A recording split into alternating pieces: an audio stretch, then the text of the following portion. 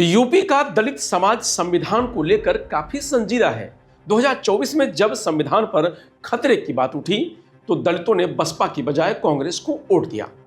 जहां कांग्रेस के प्रत्याशी चुनाव में उतरे वहां बसपा को काफी कम वोट मिले। वहीं इंडिया गठबंधन में शामिल सपा जहां चुनाव लड़ी वहां बसपा को ज्यादा वोट मिले।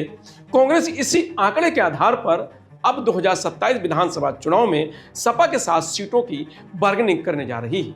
दलितों में अपनी पैठ बढ़ाने के मकसद से ही कांग्रेस 26 नवंबर से दलितों को जोड़ने के लिए चौपाल पर संविधान की चर्चा अभियान शुरू करने जा रही है।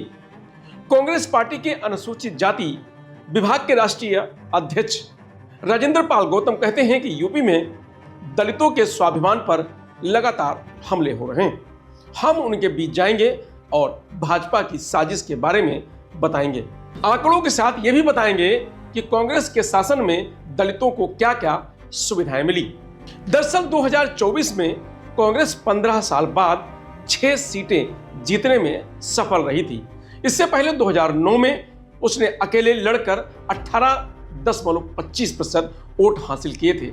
उसने 21 सीटों पर जीत दर्ज की थी, जबकि 2019 में 6.36% वोट व 1 सीट और 2014 में 7.50% वोट व 2 सीटें मिली थी। 2024 में सपा के साथ गठबंधन से कांग्रेस को 6 सीटें और 9.46% वोट मिले।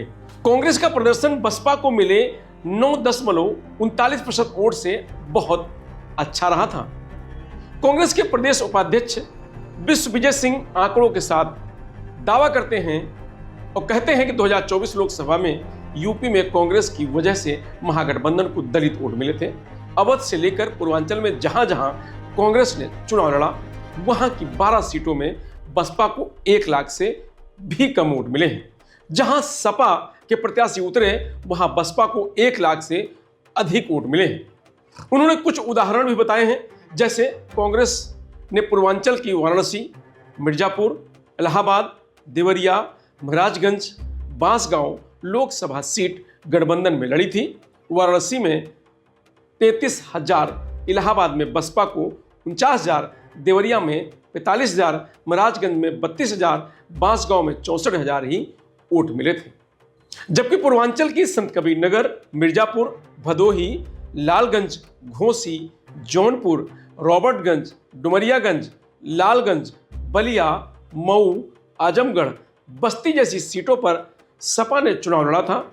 वहां बसपा को 1.50 से 2 लाख तक वोट मिले थे। इन आंकड़ों से साफ है कि दलितों ने महागठबंधन को वोट दिया, लेकिन तुलनात्मक रूप से उनकी पसंद कांग्रेस थी। कांग्रेस ने 17 लोकसभा सीटों पर चुनाव लड़ा था। इनमें 12 सीटों पर बसपा को 1 लाख से कम वोट मिले थे। सिर्फ 5 सीटें ही ऐसी रहीं जहां बसपा को 1 लाख से ज्यादा वोट मिले हैं, जबकि सपा ने 62 सीटों पर चुनाव लड़ा था। इनमें 24 सीटों पर बसपा को 1 लाख से अधिक वोट मिले थे। 1 सीट गठबंधन में ममता बनर्जी को, टीएमसी को मिली थी। राजनीतिक जानकारों की माने तो वैसे भी कांग्रेस दलितों का पुराना घर रहा है। दलित, मुस्लिम और ब्राह्मणों की सोशल इंजीनियरिंग पर ही कांग्रेस ने कई सालों तक केंद्र और यूपी में राज किया है। जातिवादी पार्टियों के अस्तित्व में आने के बाद कांग्रेस का कोर वोट बैंक उससे दूर चला गया था, लेकिन अब भी दलितों में कांग्रेस के प्रति एक विश्वास है। लोकसभा में चूंकि बसपा लड़ाई में भी नहीं थी, ऐसे में दलित खासकर संविधान को बचाने के नाम पर बड़ी संख्या में कांग्रेस के साथ गए और महागठबंधन को इसका फायदा मिला। लोकसभा 2024 के प्रदर्शन के आधार पर ही कांग्रेस यूपी को लेकर उम्मीद लगाए है।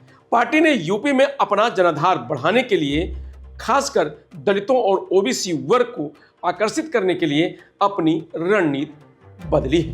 कांग्रेस पार्टी के अनुसूचित जाति विभाग के राष्ट्रीय अध्यक्ष राजेंद्र पाल गौतम कहते हैं कि यूपी में दलितों के स्वाभिमान पर लगातार हमला हो रहा है। डॉक्टर अंबेडकर की मूर्तियां तोड़ी जा रही हैं, शोषण, उत्पीड़न लगातार किया जा रहा है। इन सभी घटनाओं में भाजपा के लोग शामिल हैं। दलितों को काम के बदले रुपए मांगने पर पेशाब छिड़का जा रहा है। स्कूल बंद करके दलित समाज को पीछे धकेला जा रहा है, क्योंकि ज्ञान से सवाल पूछने का हौसला आता है।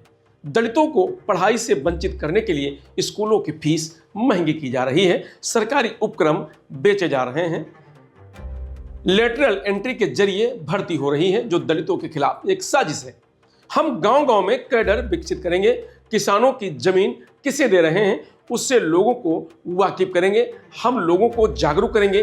विधानसभा चुनाव 2027 में अभी 1 साल का वक्त है। हम 26 नवंबर से हर गांव में चौपाल लगाकर दलितों के संविधान पर चर्चा करेंगे, बताएंगे कि कांग्रेस के शासन में दलितों को क्या क्या मिला है जो अब भाजपा की सत्ता में उनसे छीना जा रहा है। दलितों को बताएंगे कि बसपा जैसी पार्टियां भाजपा को नहीं रोक पाएंगी। यूपी के 20 से 22 चौपालों में खुद राहुल गांधी भी शामिल होंगे और दलितों से सीधे संवाद करेंगे। कांग्रेस पार्टी नेताओं के मुताबिक ये चौपाल गांव, शहर, कस्बों में होगी। वहां पार्टी के कार्यकर्ता और नेता संविधान पर चर्चा करेंगे, कांग्रेस के कामों के बारे में बताएंगे। पार्टी कार्यकर्ताओं से कांग्रेस फीडबैक लेगी ताकि उस पर आगे काम किया जा सके। इस दौरान पार्टी का विस्तार भी किया जाएगा। हर गांव में संगठन को मजबूत किया जाएगा, ज्यादा से ज्यादा लोगों को सदस्य बनाया जाएगा। राहुल गांधी को कुछ चौपाल में बुलाकर सीधा संवाद भी कराया जाएगा। इसमें संविधान पर किस तरह चोट पहुंचाई जा रही है इसके बारे में बताएंगे। निजीकरण, संविदा और ठेके के माध्यम से कैसे आरक्षण छीना जा रहा है ये भी बताएंगे। कांग्रेस के प्रदेश अध्यक्ष अजय राय कहते हैं कि हमारी तैयारी सभी 403 विधानसभा सीटों पर है। संगठन सृजन अभियान के तहत हम सभी 403 विधानसभा सीटों पर तैयारी कर रहे हैं, संगठन खड़ा कर रहे हैं। कांग्रेस ओबीसी और दलितों को साधने के लिए चौपाल में संविधान पर चर्चा अभियान शुरू करने जा रही है। विधानसभा से पहले हमारे कार्यक्रम यूपी में पंचायत चुनाव लड़ेंगे, उनमें अच्छा प्रदर्शन करने वालों को विधानसभा में भी मौका दिया जाएगा। इसके बाद 2026 के आखिर में होने वाले शिक्षक और स्नातक की 11 एमएलसी सीटों पर भी कांग्रेस अकेले चुनाव लड़ने की तैयारी कर रही है। प्रत्याशी चयन के साथ ही सदस्यता अभियान भी चलाया जा रहा है। कांग्रेस का ये प्लान बसपा को भारी नुकसान तो अखिलेश यादव को परेशान जरूर कर सकता है। फिलहाल इस खबर में इतना ही। आप देखते रहिए लोकमत हिंदी।